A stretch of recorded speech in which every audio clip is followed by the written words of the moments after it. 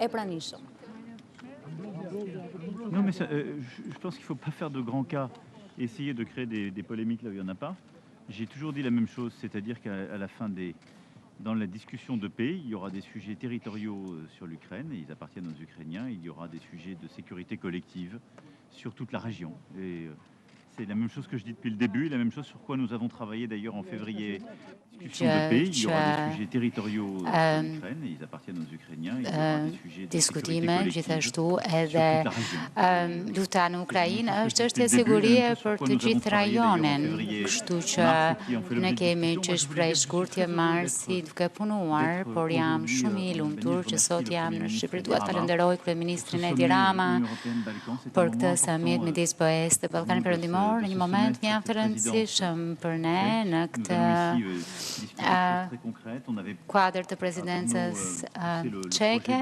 Kemi në fakt projekte konkrete për të diskutuar.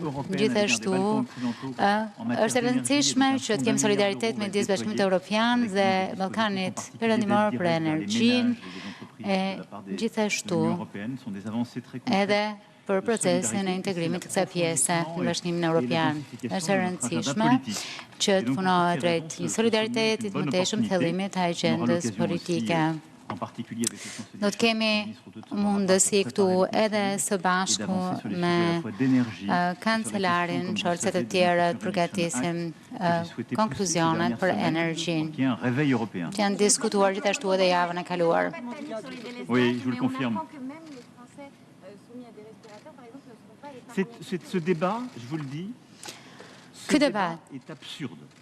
është absurd. Le rôle des autorités publiques, Roli i autoriteteve publike ni de gouverner par la peur. nuk është të qeverisim përmes frikës. Sësoj, roli i qeverisë, i ministrave, operatorëve është të bëjnë punën e tyre në raport me energjinë. Dhe natyrisht, kjo nuk është për të frikësuar njerëzit me këto skenare absurde. Ju lutem, ndaleni. Jemi një vend i madh. Kemi çështjen e energjisë natyrisht për shkak të luftës me keqen situatë, megjithatë gjithsecili bën punën e vet. Ata që janë operatorë të centraleve do bëjnë të centraleve, të qeverisë është puna e veprimtaria e qeverisë, ndërkohë që skenari i frikës nuk është për mua.